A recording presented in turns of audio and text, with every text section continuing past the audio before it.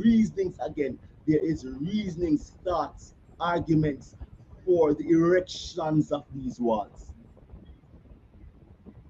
Right? So they begin to what? Hire security guards, right? They put the archers on top of the walls, right? They put the watchmen out. I am looking, I am guarding, I'm protecting myself. I begin to put barriers behind these doors, right? Because I am going to ensure that this person never ever gets an opportunity to hurt me. You will not get another opportunity to offend me,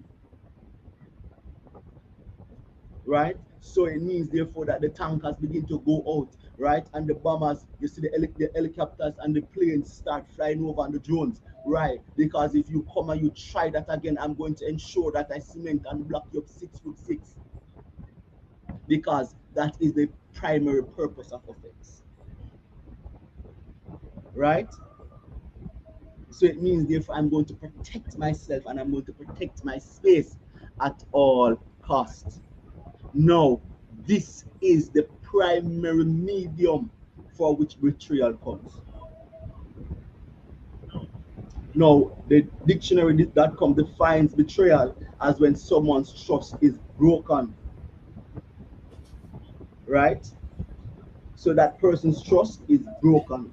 But there is even a more subtle meaning behind this concept of betrayal.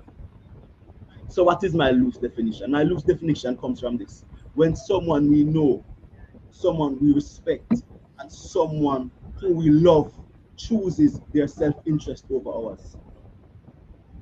When someone chooses their own benefit or protection at our expense. So the person who is offended, this is now how betrayal comes in, right? No, this is just an example. Prophetess, I'm asking you, please, for me to use you as an example. Okay? Is that okay, Sure, woman of God? sure, sure. Right. So I offend the woman of God, right? She asked me, let us make this a little bit more interesting, to cook some curry goat for her, and she loved her curry goat with the white rice, right? And she said that, Karen, go and I want you to cook 5 pounds of mutton, and she gave me $10,000 Jamaican and said, go and buy some mutton. I don't want even want mutton, I want goat meat. And I betray her trust. I offend her, right? Because instead of buying the curry goat, I buy chicken, and I say, listen, I want to cook chicken. I don't want this curry goat, and I want long stew chicken with rice and peas. I don't want the right rice. And she's offended. And because she's offended, I have offended her. I have done her wrong, right? She had great expectations of me, and I have not met such expectations. So because there is this offense, she know I am in a spot of bother and I have a need. And I say, woman of God, can I get another $10,000? Let us now put this definition into play. When someone we know, respect, or love chooses their own self interest because there is offense, she chooses no, because the walls are up, because the antennas are up, because the watchmen are there. They look up and say, yes, see me, I catch him.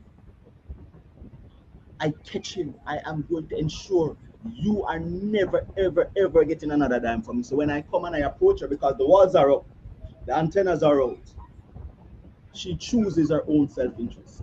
So I am not receiving any help from her. So this is betrayal because she has chosen her self interest, and I am now left in the cold. This is how offense works, and this is something that is eating away at the body of Christ. Many persons are hurt because of church.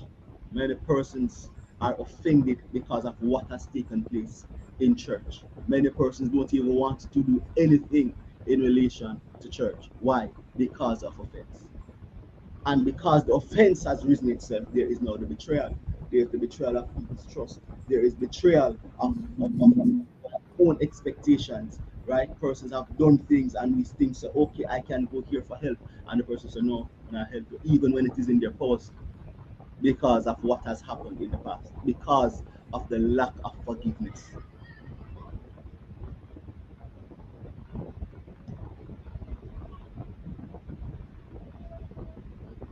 Now, when we look at the word, so that is the loose definition of offense. So what happens in this regard? There is offense on one person's side, there is betrayal. Now the betrayal, it now leads to what? Hate, right? So if I am offended, if I am hurt, everything is screaming at me to protect. So this person is, so prophetess is protecting herself, because there is also this argument that if you do something, then people's behavior, psychologists have this terminology, right? Behavior will repeat itself. So I am protecting myself just in case you come back. My expectations are not hurt, or I'm not no longer hurt, right? But then there is the high probability that I am going to choose to protect myself over somebody I love. And this is how hatred comes in. Now, we oftentimes think of hate as this strong emotion where there is all of this anger and there is rage, and we are flipping over the table.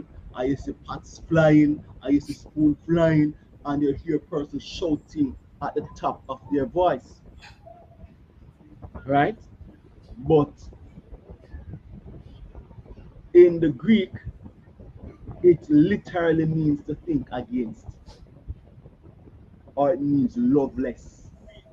So it means that I am no longer thinking of you favorably. That don't necessarily mean that there is any emotions of anger and rage and raucous behavior associated with it. In 2 Samuel 13, verse 22, and Absalom never said a word to Ammon, either good or bad, right? So 2 Samuel 22, 13, 2 Samuel 13, sorry, 22, right? Ammon raped Tamar. He disgraced his sister, not raped. He went and had relations with her, and then he pushed her one side, right? And what it said, Absalom never said a word to Ammon, neither good nor bad. He was what? Loveless. He hated him. He didn't think about him. He didn't love him. There was no love. There was no positive thoughts towards him. And so he never said anything to him. So we often think that when somebody hates someone, right, there is this degree and from another person, right? So what was Jesus saying is that people are going to be offended, people are going to be betrayed, and people are going to hate one another. And we see in verse 11, it says what? And many false prophets will arise and deceive many. So we see, therefore, that the breeding ground for false prophets is offense.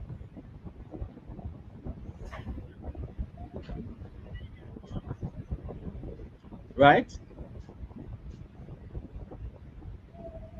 So this is the breeding ground for it. So people who are offended, we see that they go in a cave, they go in this shell, they put up these walls, they put up these barriers,